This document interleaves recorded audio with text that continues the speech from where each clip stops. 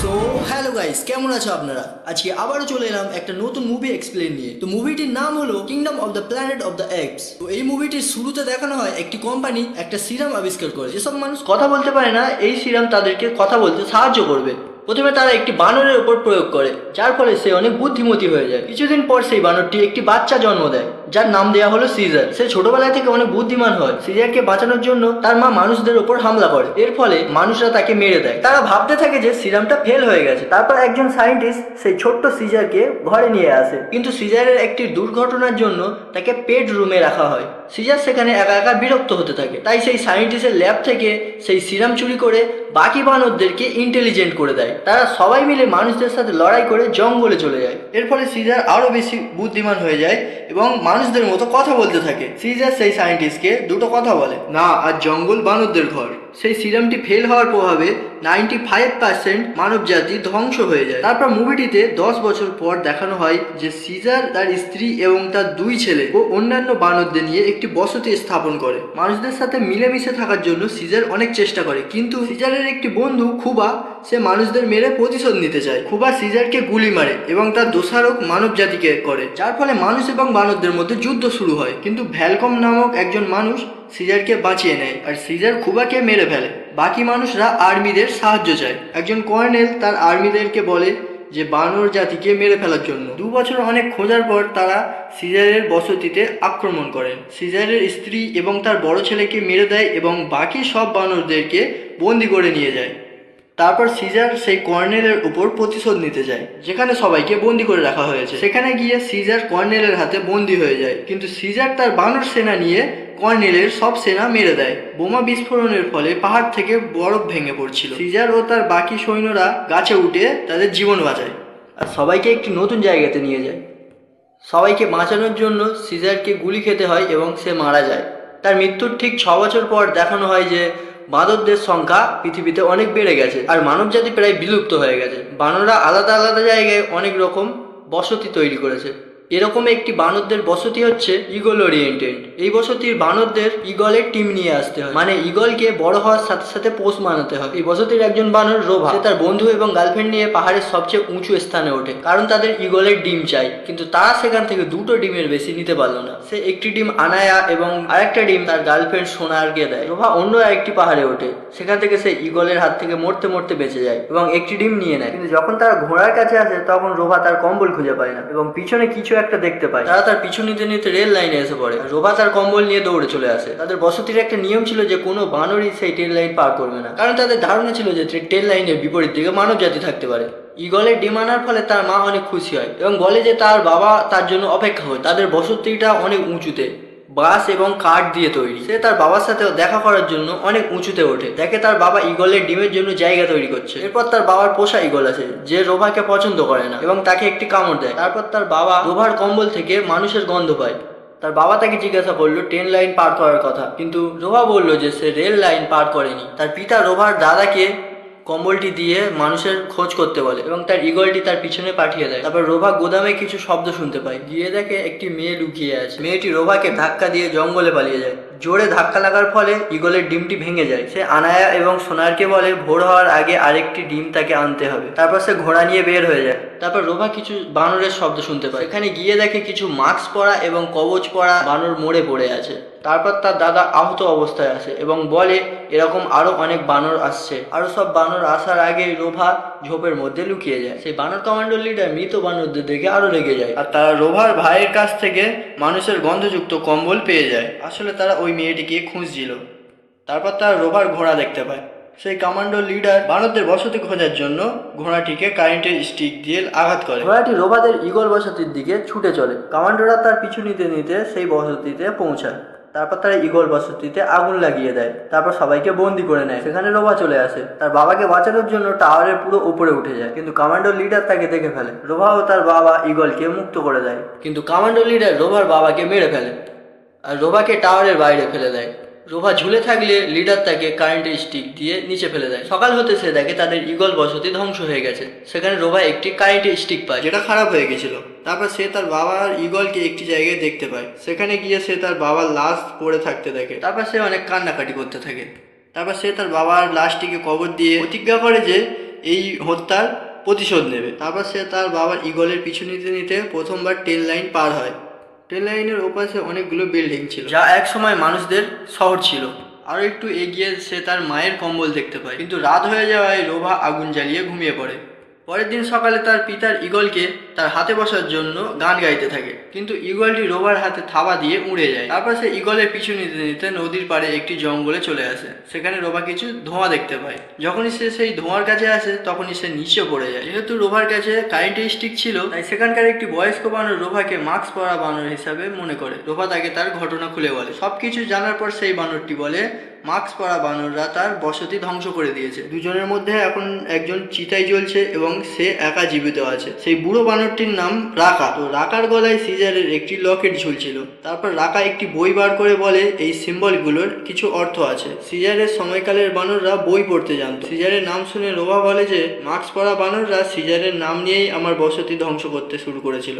তখন রোভা জানতে চায় সিজার কে ছিল। তখন রাকা বলে যে সিজার তাদের পূর্বপুরুষ ছিল, যে কিনা অনেক বুদ্ধিমান এবং সাহসী ছিল। সিজার মানত যে বানররা মানুষের তুলনায় বেশি বুদ্ধিমান ছিল, আর বানর ও মানুষরা একসাথে বসবাস করতে পারত। বানররা অনেক শান্তিপ্রিয় প্রাণী এবং তারা অন্য বানরদেরকে ক্ষতি করতো না। মাস্ক পরা বানররা সিজারের মূল নীতি পরিবর্তন করে, কিন্তু রাকা সিজারের মূল নীতিগুলো মেনে চলে। তখনই তারা একটি মেয়েকে দেখতে পায় যে রোভার পিছনে এসেছে। তারপর রাত হয়ে গেলে তার একটি জায়গায় আগুন জ্বালিয়ে বসে পড়ে, আর সেখানে সেই মেয়েটিও চলে আসে। রাকা মেয়েটিকে ফল খেতে দিয়ে তারপর দুজনের নাম বলে। মেয়েটিও ফল নিয়ে খেতে শুরু করে। ঠান্ডার জন্য রাকা সেই মেয়েটিকে কম্বল দিতে চায়। তখন রোভা বলে এই কম্বলটি আমার মায়ের কম্বল। তারপর রাকা রোভাকে বোঝাতে থাকে মানুষদের ঠান্ডা লাগে, আর রাকা সেই কম্বলটি দিতে মেয়েটি তার গায়ে জড়িয়ে নেয়। পরের দিন সকালে তারা তিনজনে চলতে শুরু করে। সামনে গিয়ে তারা বন্য জেব্রা এবং বন্য মানুষদের একটি এলাকা দেখতে পায়। ওই মানুষগুলো একদম আদিমকালের মানুষদের মতন জীবনযাপন করত। তা দেখে মেয়েটির চোখে জল চলে আসে।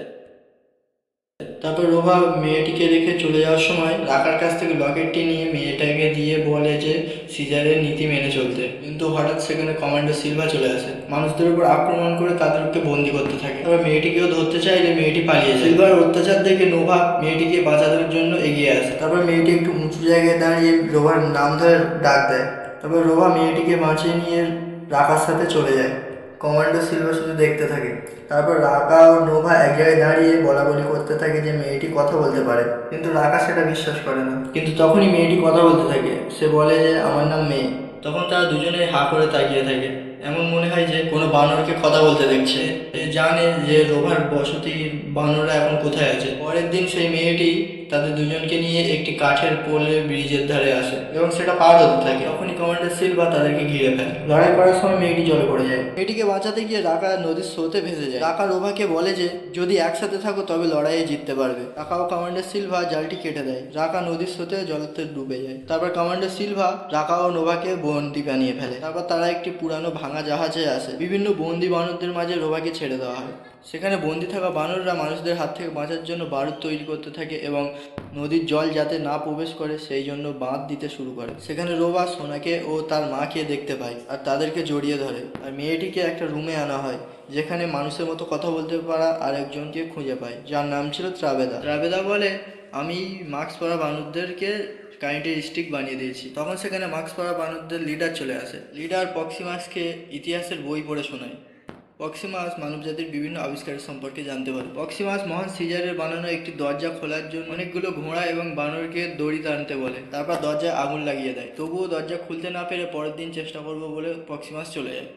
অপরদিকে মেয়েটি বলে পক্সিমাস যদি দরজাটা খুলতে পারে তবে তো দরজার ভেতরে থাকা বন্দুক ও টেকনোলজি দিয়ে সে কম সংখ্যক বেঁচে থাকা মানুষদেরকেও মেরে ফেলবে।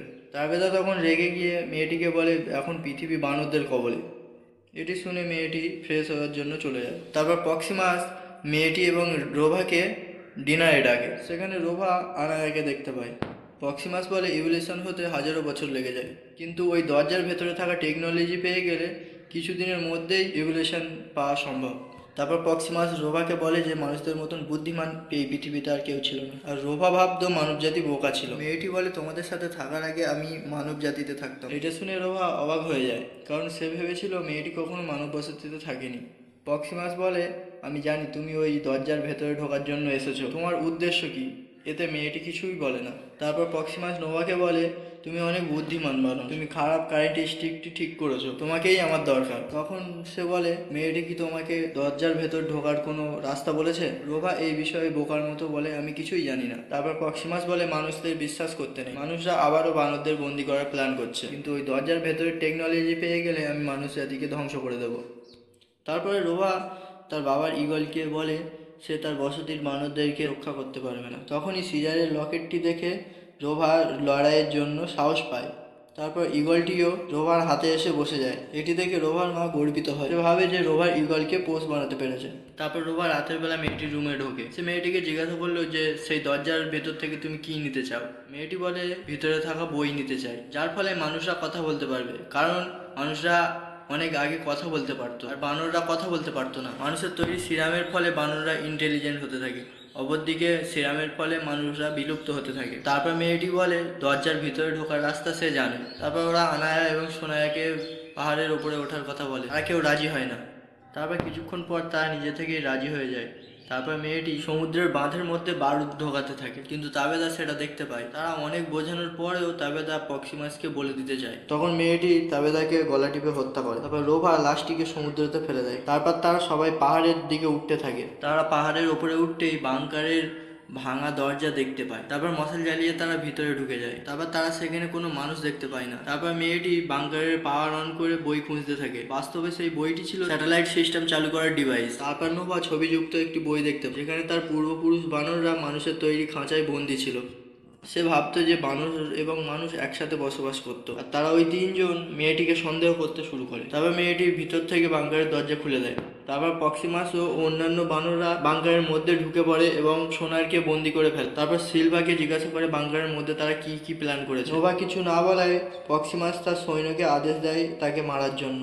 সৈন্যরা মারতে গেলে মেয়েটি তাদেরকে গুলি করে এবং সেবাই মারা যায়। গুলির শব্দে অন্যান্য মানুষরা ভয় পেয়ে যায়। প্রক্সিমাস মেয়েটিকে বন্দুকের বিষয়ে জিজ্ঞাসা করে আর মেয়েটিকে ছেড়ে দেওয়ারও প্রস্তাব দেয়। তারপর সমুদ্রের জল আসতে থাকলে সব বানররা বাংকারের ভেতরে ঢুকতে থাকে। নোভা তাদের বসতির বানরদের বাংকারের ওপরে উঠতে বলে, আর তখনই কমান্ডার সিলভা নোভার সাথে লড়াই করতে শুরু করে। নোভা সিলভাকে পাইপের মধ্যে ফাঁসিয়ে মরার জন্য ছেড়ে দেয়, কিন্তু আবার প্রক্সিমাস কোনো না কোনো উপায়ে আবার বাংকারের মধ্যে ঢুকে যায়। তারপর বসতির সব বানর ঈগল গীত গাইতে থাকে। তারপর ঈগলরা প্রক্সিমাসের উপর হামলা করে পাহাড় থেকে নিচে ফেলে দেয়, আর নোভার হাতে ঈগলটি এসে বসে যায়। সবাই মিলে পুনরায় ঈগল বসতি বানানো শুরু করে। তারপর সেখানে মেয়েটি চলে আসে। সে বলে মানব জাতিকে আবার তাদের পুরনো অধিকার ও জায়গা ফিরে পাওয়া উচিত। তখন নোভা বলে সব জায়গা দিয়ে দিলে বানররা কোথায় থাকবে, তারা কি আবার মানুষের তৈরি খাঁচাতে বন্দী হবে? তখন নোভা বলে মানুষ ও বানর কি একসাথে মিলেমিশে থাকতে পারে না?